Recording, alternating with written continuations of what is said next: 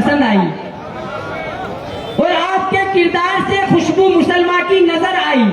और कौम की दलाली करने वालों, अब होश में आ जाओ, क्योंकि वो है नाम असदुद्दीन ओवैसी जिसकी जुबान हमें पसंद आई। इसी के साथ नारा तकबीर। आप लोगों के बीच में जनाब बैरिस्टर असदुद्दीन ओवैसी साहब।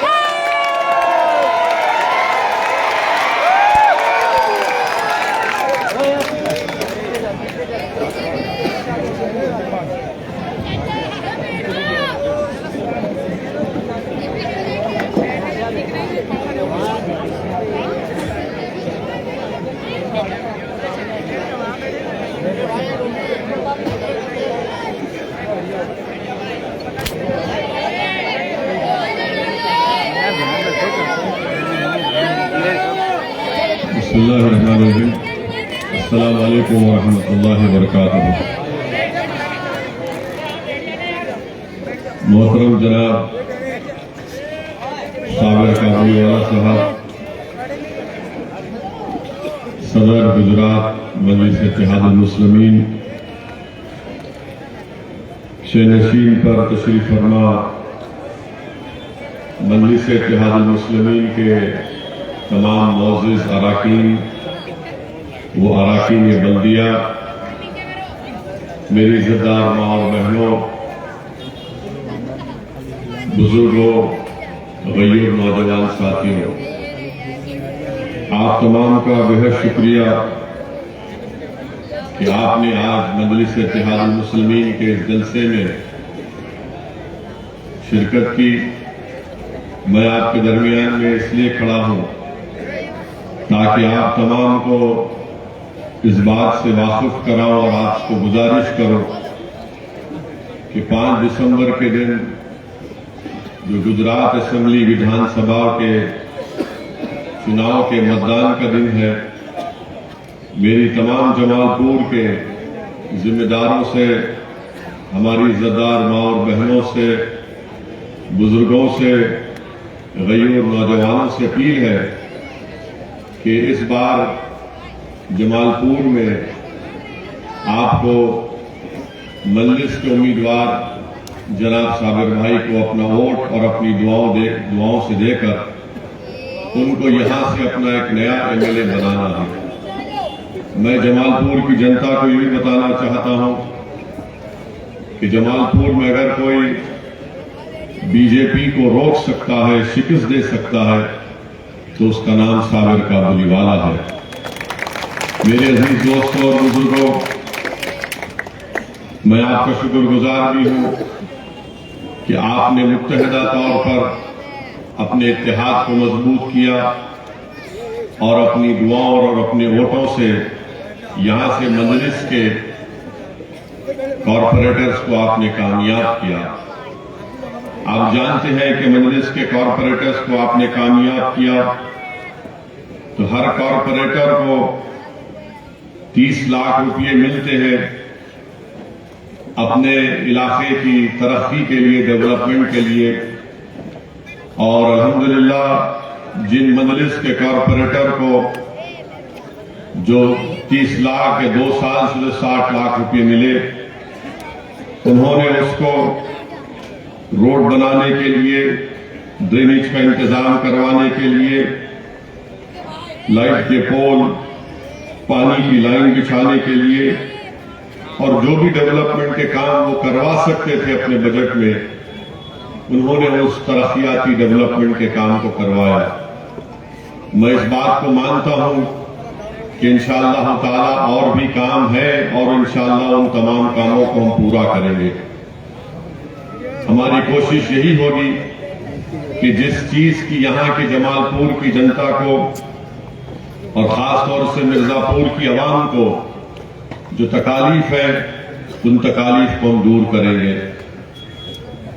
मैं यहां पर मिर्जापुर में आवाम के दरमियान में खड़े होकर आपको ये भी बताना चाहता हूं कि गुजरात में 36 स्लॉटर हाउसेज हैं, जिसमें से 32 बंद हो चुके हैं और सिर्फ 4 काम कर रहे हैं, क्योंकि एक बहुत बड़ी तादाद हमारे कुरैश भाइयों की यहां पर रहती है मैं आपको इस बात का तयख्खुन दे रहा हूं कि आप आने वाले असेंबली और विधानसभा के चुनाव में साबिर भाई साहब को अपना वोट देकर कामयाब करिए।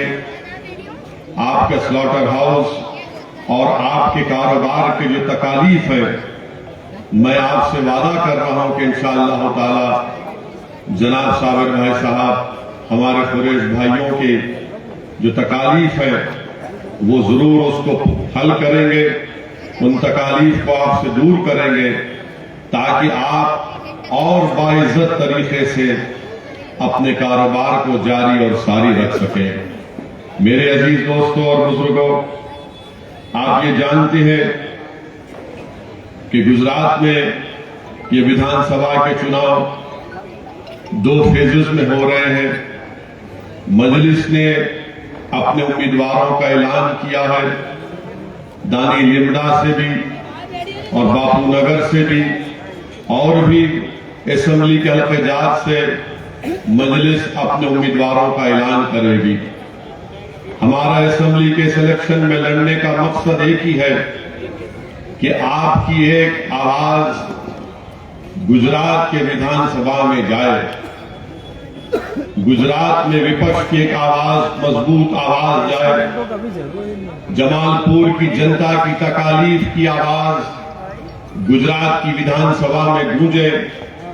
सरकार किसी की हो, उस सरकार के सामने कोई बेबाक तरीके से खड़े होकर आपकी तकालीफ और आपकी जमालपुर के तरक्की के लिए, आपके इंसाफ के लिए, यहां पर जो जुल्म गरीबों पर होता है उसके जुल्म के खात्मे के लिए, हमारे मां और बहनों के ख्वाबों को पूरा करने के लिए, हमारे बुजुर्गों की उम्मीदों को पूरा करने के लिए, जमालपुर के नौजवानों के हौसले में इजाफा करने के लिए मेरी आप तमाम से अपील है कि आप मुत्तहिदा तौर पर अपना एक और मजलिस के उम्मीदवार जनाब साबिर काबुलीवाला साहब के हक में इस्तेमाल करें। पिछले माजी में भी आपने जनाब साबिर भाई साहब को अपना विधायक बनाया था। कोई कहेगा कि सदुद्दीन ओवैसी मेरे सवाल का जवाब दो कि पहले भी साबिर भाई यहां के एमएलए थे, उसमें और अब की बार क्या फर्क है? तो उसमें बहुत बड़ा फर्क है और सबसे बड़ा फर्क यह है कि साबिर भाई की जबान पर कोई कांग्रेस या दूसरी पार्टी की ताला नहीं लगा हुआ होगा। साबिर भाई बेबाक तरीके से गरीबों और मजलूमों की आवाज को उठाएंगे। साबिर भाई हिकमत के नाम पर बुजदिली के मजारे नहीं करेंगे। और जमालपुर की जनता को यह भी पैगाम दे रहा हूं कि जिसने आपकी फैक्ट्रियों को बंद कराया, आप जानते वो शख्स कौन है। आप साबिर भाई को यहां से अपना नया एमएलए बनाइए। मैं आपसे वादा कर रहा हूं कि इंशाअल्लाह ताला जो फैक्ट्रियां बंद पड़ी हैं, साबिर भाई उन फैक्ट्रियों को खुलवाएंगे। जिन्होंने फैक्ट्रियों को बंद करा के लोगों को बेरोजगार कर दिया, उनकी गरीबी में इजाफा करा, आप ऐसे उम्मीदवारों का साथ मत दीजिए, ऐसी पार्टियों को आप अपना वोट मत दीजिए। मेरे अजीज दोस्तों और बुजुर्गों, लोग आकर हमसे कहते हैं कि मजलिस के लड़ने से भाजपा को फायदा होता है। मैं आपके दरमियान में खड़े होकर आपसे ही अर्ज कर रहा हूं कि 27 साल से गुजरात में भाजपा कामयाब हो रही है और मजलिस पहली मर्तबा गुजरात की विधानसभा असेंबली के इलेक्शन में लड़ रही है। तो बताइए, 27 साल से जिस कांग्रेस पार्टी को आपने वोट दिया, क्या वो भाजपा से मिली हुई थी या उसने भाजपा से कोई सौदा कर लिया था कि हम और तुम लड़ते रहेंगे और तुम 27 साल तक इलेक्शन जीतते जाओ। जब पार्लियामेंट का इलेक्शन आया तब भी तुम जीत जाओ। आप बताइए मेरे अजीज दोस्तों, मेरी इज्जतदार मां और बहनों, कांग्रेस पार्टी को आपने झोली भर भर कर वोट दिया, मगर कांग्रेस पार्टी ने क्या किया? कांग्रेस पार्टी भाजपा को नहीं रोक सकी गुजरात में। मैं आज भी आपके दरमियान में खड़े होकर पूरी जिम्मेदारी के साथ आपसे ये कह रहा हूं कि किसी पार्टी को सत्ता में आने से रोकना ये हमारी जिम्मेदारी नहीं है। हमारी जिम्मेदारी यह है कि हम अपने इत्तेहाद की ताकत पर अपने मुत्तहिदा वोट को इस्तेमाल करें और अपनी एक आवाज को, अपने नुमाइंदे को गुजरात की विधानसभा में भिजाएं, जिसके दिल में गरीबों के लिए धड़कता हुआ दिल हो, जिसकी सोच और फिक्र में कमजोरों को ताकत दिलाना हो, जिसकी जिंदगी का मकसद मजलूमों को इंसाफ दिलाना हो। ये काम मजलिस करती आई है और इसी नीयत और मकसद को लेकर हम गुजरात की विधानसभा के इलेक्शन में हिस्सा ले रहे हैं। मेरी इज्जतदार मां और बहनों, मेरे गयूर नौजवानों और मेरे बुजुर्गों, मेरी आपसे इल्तिजा है कि आप मेरी इन बातों पर संजीदगी से गौर करिए। और आप जानते हैं कि इल्जाम तो हम पर बहुत लगता है, मगर एक मिसाल देना चाहता हूं कि किसी के पास बहुत भैंसें थी, भैंस का मालिक था, उसके पास कई भैंस थी जो दूध देती थी। तो उसके पास हर शाम को एक ताकतवर आदमी आता था और आकर वो पूरा आधा दूध उठाकर लेकर चला जाता था। तो लोगों ने पूछा कि भाई क्या बात है, भैंस तो दूध दे रही है मगर एक ताकतवर आदमी आकर या आधा दूध उठाकर या कभी पूरा दूध उठाकर लेकर चला जाता, इन भैंसों का मालिक उसको रोकता क्यों नहीं? तो बाद में मालूम हुआ कि भैंसों का जो मालिक था वो उस अपने दूध को नहीं बचाना चाहता था, वो अपने आप को उस ताकतवर आदमी से बचा रहा था। वो अपने आप को ताकतवर आदमी से बचा रहा था। वो उस ताकतवर आदमी से सौदा कर लिया और उससे कहा कि तुझे कितना दूध है लेकर चला जा, मगर मुझे बख्श दे। तो मेरे अजीज दोस्तों और बुजुर्गों, यही हाल कांग्रेस और बीजेपी का है। दूध हमारा है और दूध हमारा छीन कर लेकर चले जाते हैं। और आप ये समझते हैं कि हमने कांग्रेस को वोट दिया, मगर कांग्रेस सिर्फ अपने आप को बचाती रही, आपको नहीं बचा पाई कांग्रेस। अब एक दूसरा आया है ताकतवर आदमी बनकर, ये तमाम लोमड़ियों का खेल खेला जा रहा है।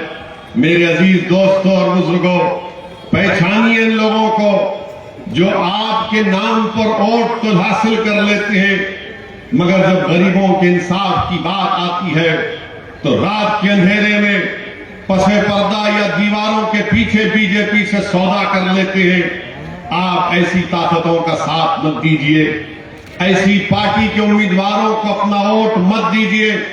यही कांग्रेस पार्टी है जिसके 12 से ज्यादा एमएलए बीजेपी में चले गए। आप बताइए मेरे अजीज दोस्तों और बुजुर्गों, क्या ये गुजरात की जनता से धोखा नहीं किया गया? मेरी इज्जतदार मां और बहनों, याद रखिए कांग्रेस पार्टी गोडाउन है। कांग्रेस पार्टी एक गोडाउन है और भाजपा शोरूम है। यही गोडाउन से निकलकर ये बीजेपी के शोरूम में जाकर अपने कारनामे और नाटकबाजियां करते हैं।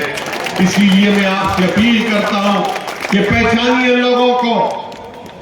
आपको डराया गया, आपको फुसलाया गया, आपको खौफ दिलाया गया भाजपा का, और जब वोट ले लेते हैं उसके बाद जाकर भाजपा की गोद में बैठकर नरेंद्र मोदी की बनाई हुई चाय से पी लेते हैं कप में डालकर। मेरे अजीज दोस्तों और बुजुर्गों, हम आपसे यही अपील कर रहे हैं कि कब तक आप इन लोगों को वोट देंगे, ऐसी पार्टियों को वोट देंगे जो आपका वोट तो ले लेते हैं मगर जमालपुर की जनता से इंसाफ नहीं करते, जिनको आपने वोट दिया विधानसभा में जाकर खामोश बैठ जाते हैं, जिन्होंने आपसे वोट तो हासिल किया मगर इंसाफ की लड़ाई नहीं लड़ते, जिन्होंने आपका वोट तो लिया, एमएलए तो बन गए, मगर जमालपुर की गरीबों की तकलीफ को महसूस अपने दिल में महसूस नहीं करते। तो मेरी आपसे दबन गुजारिश है कि जनाब साबिर काबुलीवाला साहब को आप अपना वोट दीजिए। मैं आपसे वादा कर रहा हूं कि इंशाअल्लाह ताला जमालपुर हो, या जिस किसी विधानसभा से मंजलिस का मेले अल्लाह के फजल करम से और आपकी दुआ और वोट से मुंतखब होगा, हम जिम्मेदारी लेते हैं कि आपको इंसाफ मिले। मेरी इज्जतदार मां और बहनों, आप ये भी जानते हैं कि यहां पर एक और पार्टी आई है, उसका नाम कोई किसी ने अच्छा रखा भी मैंने सुना। क्या नाम रखा कि छोटा रिचार्ज उसका नाम रखा गया। वो जाहिर सभा यही किसी ने कहा था अभी। किसने कहा छोटा रिचार्ज? 10 आगे तो हाँ? जाहिर सभा छोटा रिचार्ज। अब ये छोटा रिचार्ज का नाम आप पार्टी है।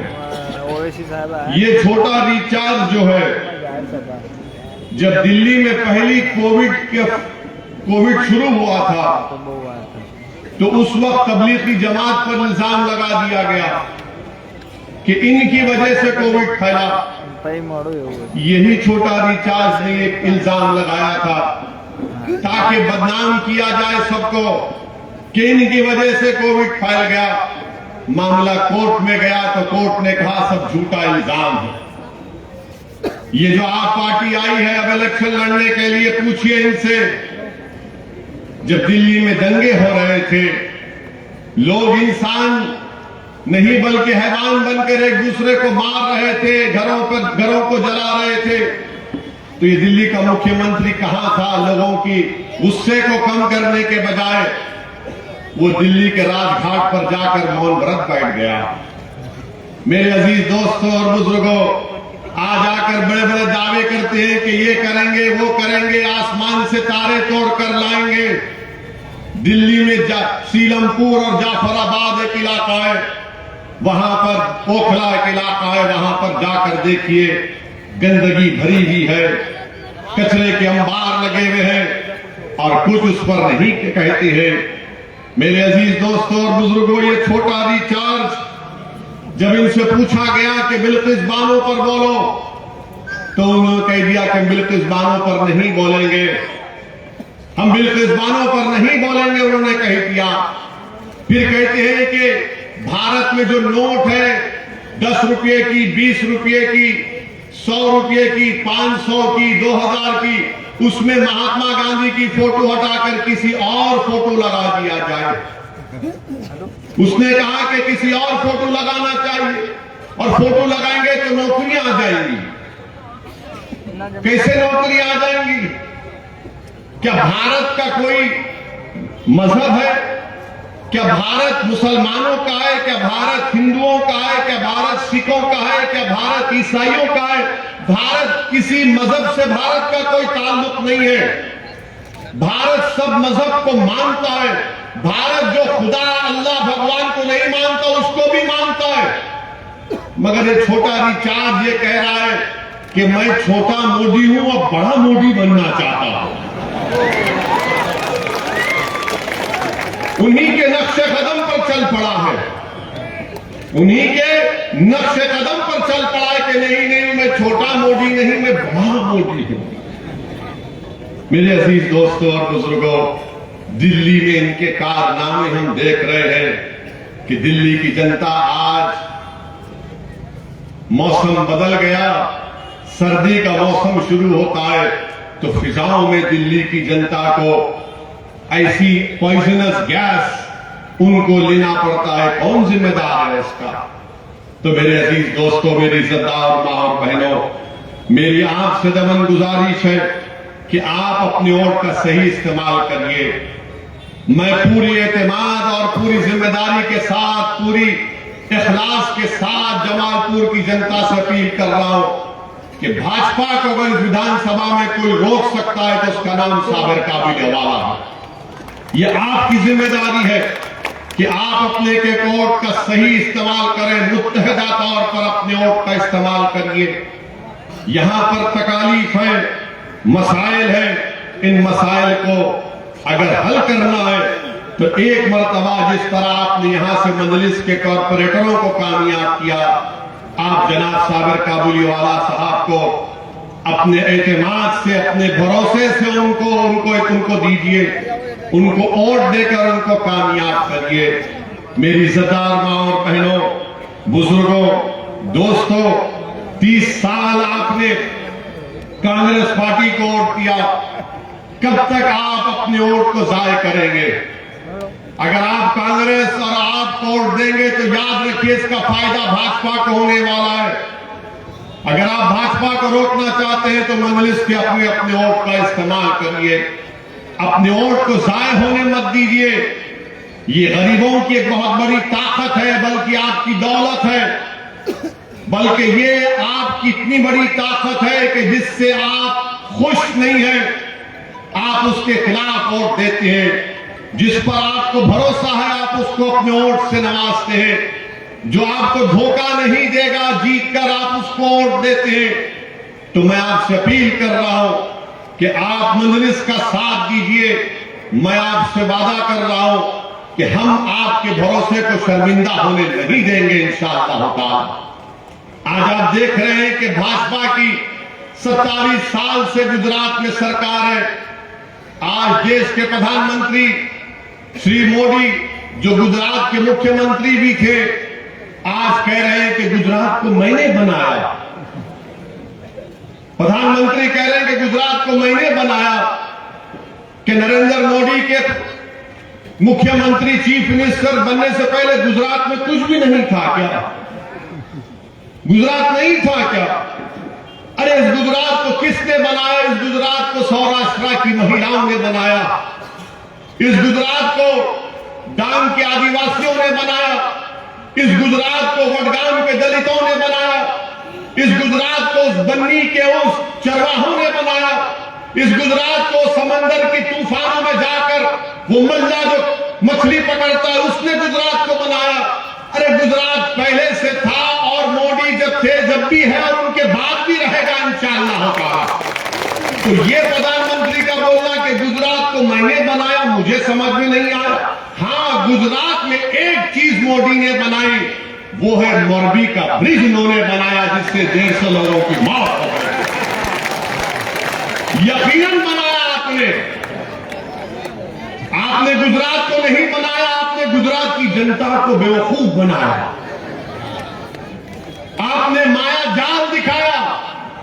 और मोरबी का ब्रिज, अंग्रेजों के जमाने का ब्रिज, 150 लोग मर जाते हैं।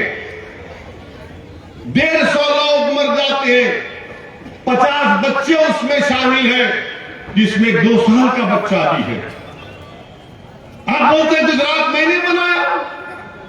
देश के प्रधानमंत्री, आप प्रधानमंत्री हैं, आप कैसे कह सकते हैं कि गुजरात को आपने बनाया? मोरबी का ब्रिज फिर कैसे गिरा? कौन जिम्मेदार है उस ब्रिज का? 50 लोग, 50 बच्चे उसमें, रात के अंधेरे में ब्रिज गिरता है। कोई पानी में डूब के मर रहा है, कोई पुकार रहा है बचाओ मुझे, कोई रस्सी को पकड़ा हुआ है।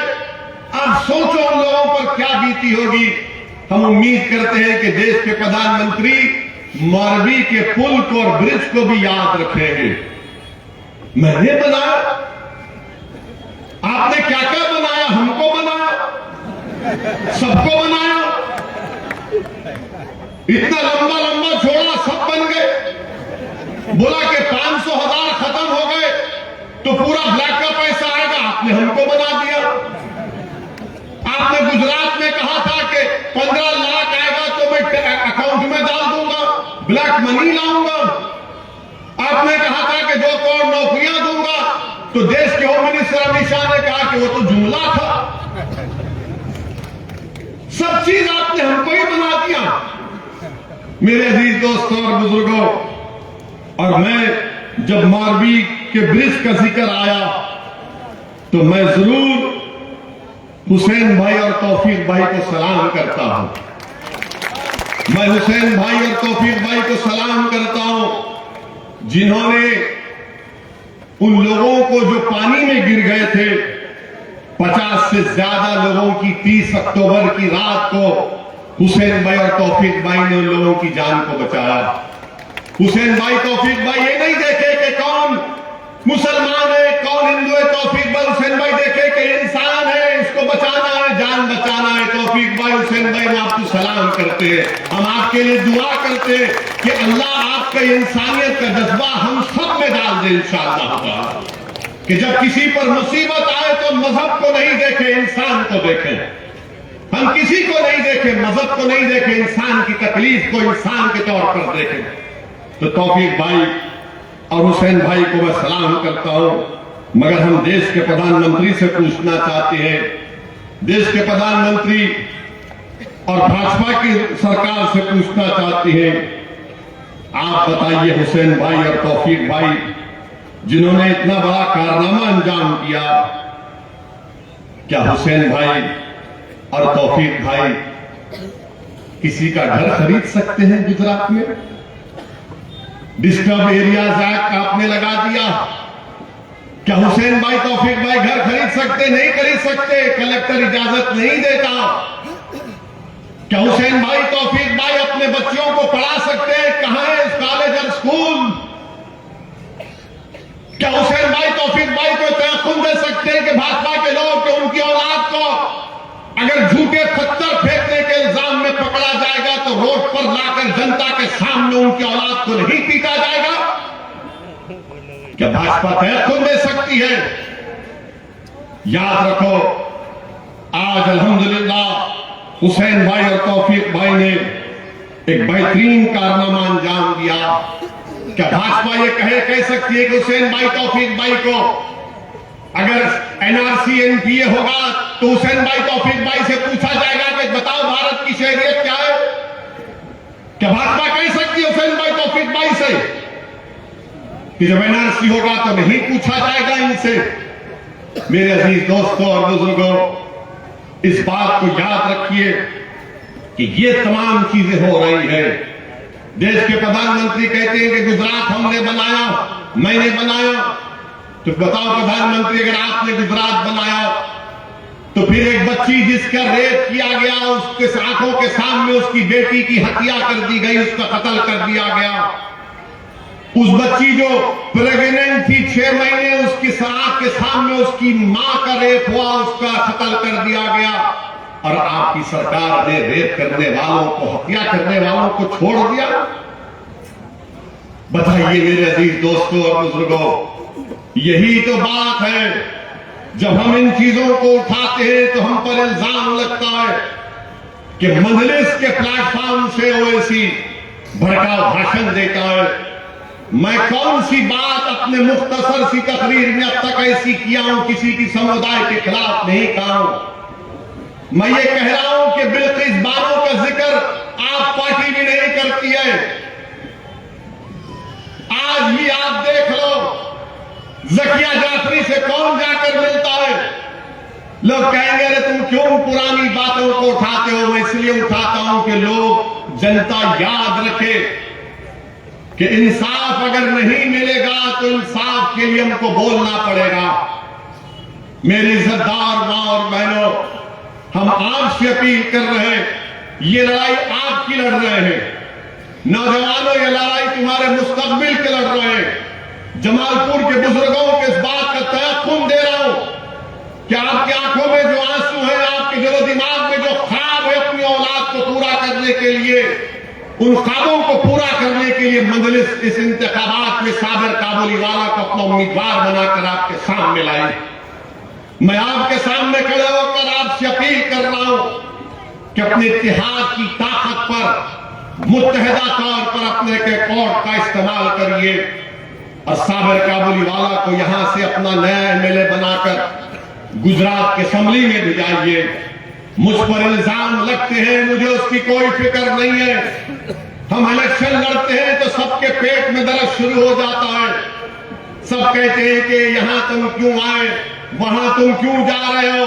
अरे याद रखो, अल्लाह जब तक असदुद्दीन ओवैसी को जिंदा रखेगा, जब तक मेरी सेहत साथ देगी और जब तक अल्लाह मेरे जिस्म में सांसों को बाकी रखेगा, मैं मजलूमों के लिए लड़ता रहूंगा। मैं कमजोरों को ताकत की हासिल करने के लिए लड़ता रहूंगा। मैं हमारी इज्जतदार मां और बहनों के ख्वाबों को पूरा करने के लिए लड़ता रहूंगा। अगर तुमको मेरी जबान, मेरे अल्फाज आवाज, मेरी तकरीर, मेरा वजूद पसंद नहीं है तो आओ और आकर मेरी जान ले लो। मैं मरने के लिए तैयार हूं गरीबों के लिए, मगर मैं अपने ईमान का सौदा नहीं कर सकता। मैं अपने जमीर को जालिमों के सामने पेश नहीं कर सकता। मैं अल्फाज से साफ तौर पर कहता हूं, झुकना मेरे बस की बात नहीं है, झुकना मेरे बस की बात नहीं है। ताकत किसी के पास होगी, मगर ताकतवर के आगे झुकने का नाम असदुद्दीन ओवैसी नहीं है। हाँ, जो सबसे बड़ा ताकतवर रब्बे कायनात है, जिसके सामने हम अपने दिल और दिमाग और सर को झुकाते हैं। मगर इख्तिदार की कुर्सियों पर बैठने वाले जो कमजोरों से उनका हक छीन लेते हैं, हम उनके सामने झुकेंगे नहीं। उनकी आंखों में आंखें डालकर इंसाफ का मुतालबा करेंगे। मेरे अजीज दोस्तों और बुजुर्गों, ये जमालपुर की जनता से मेरी अपील है कि अपने वोट का सही इस्तेमाल करिए, यहां से साबिर भाई को कामयाब करिए। मैं आपके दरमियान में था और रहूंगा इंशाअल्लाह ताला। आज लोग मजलिस पर बहुत से इल्जाम लगाते, वो उनकी टीम है, ये इनकी टीम है। अरे भाई साहब, आप होते कौन है मुझे किसी टीम का बोलने वाला? तुम होते कौन हो? तुम क्या कर सकते हो मेरा? और तुम ये इल्जाम के इल्जाम लगाते हो। बहरहाल इनको मालूम हो चुका है कि गुजरात में मजलिस आपकी वजह से, आपकी दुआओं और आपके इत्तेहाद की वजह से मजलिस एक ताकत बन चुकी है। तो मेरी आपसे अपील है कि आप मजलिस के हक में अपने वोट का इस्तेमाल करिए। और भाजपा कहती है कि यूनिफॉर्म सिविल कोड हम गुजरात में लेकर आएंगे। कौन सा uniform civil code? Hindu marriage act तो सेंट्रल पार्लियामेंट का एक्ट है, आप कैसे तरमीम करेंगे? और कौन सा यूनिफॉर्म सिविल कोड? गुजरात में अपना कोई धर्म परिवर्तन करना है तो इजाजत लेना पड़ता, तो कौन सा यूनिफॉर्म सिविल कोड?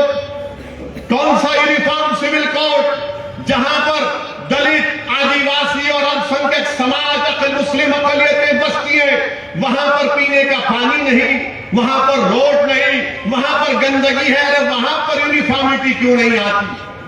तो मेरे अजीज दोस्तों और बुजुर्गों, ये मजलिस का पैगाम आपके लिए है। आज हमने अपनी पहली इंतखाबी जलसे का आगाज जमालपुर से किया और मुझे यकीन है कि इंशाअल्लाह ताला जब नतीजा आएगा तो आप तमाम लोग मुत्तहिद होकर, पूरे कमजोर और मजलूम जनता मुत्तहिद होकर साबिर काबुली वाला को वोट देंगे। आप साबिर भाई को मत देखिए, आप असदुद्दीन ओवैसी की बात का यकीन करिए। मैं आपके दरमियान में खड़ा हूं, मैं आपके सामने हाथ फैलाकर आपसे इत्तेहाद की भीख मांग रहा हूं। मैं आपसे कोई दौलत नहीं मांग रहा हूं, मैं सिर्फ आपसे इत्तेहाद की भीख मांग रहा हूं, क्योंकि मैंने देखा है अपने वतन अजीज भारत में कि जब तक आपके पास अपनी सियासी आवाज नहीं होगी, गरीबों पर जुल्म जारी रहेगा जब तक आपका नुमाइंदा विधानसभा में नहीं जाएगा। लोग हमसे पूछते हैं कि बताओ, हैदराबाद में तुम्हारे 7 एमएलए हैं, तुमने क्या किया? मैं जमालपुर की जनता को एक मिसाल दे रहा हूं। हैदराबाद में जाफर हुसैन मेराज नामपल्ली के एमएलए हैं, कारवान से कौसर मोयुद्दीन हमारे एमएलए हैं। वहां पर मिलिट्री के एक सर्विसमैन रहते हैं, उनके क्वार्टर्स का, उनके घर का मसला था। उन घरों को हमने गवर्नमेंट से नुमाइंदगी करके चीफ मिनिस्टर के पास जाकर हमने गवर्नमेंट से उनके घरों को रेगुलाइज करा दिया। और कैसे करवाया?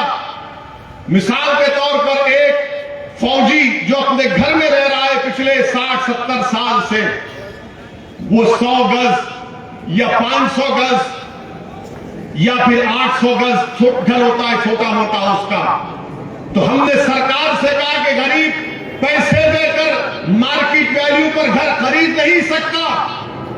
तो सरकार ने हमसे पूछा, मौला असदुद्दीन ओवैसी क्या कीमत लगाओ, कीमत तो देना पड़ेगा। तो हमने कहा 100 रुपये लगाओ। तो सरकार ने कहा 100 रुपये नहीं, 250 रुपये गज के लिहाज से, यानी अगर किसी का 500 गज का 100 गज का घर होगा, वो 250 रुपये गज के बुनियाद पर देगा। और उस घर का मालिक बन जाएगा, उसको गवर्नमेंट रजिस्ट्रेशन करा के देगी।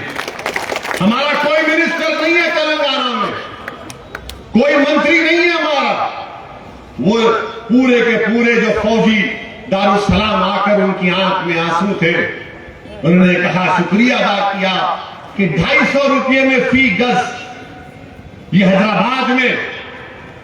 क्यों?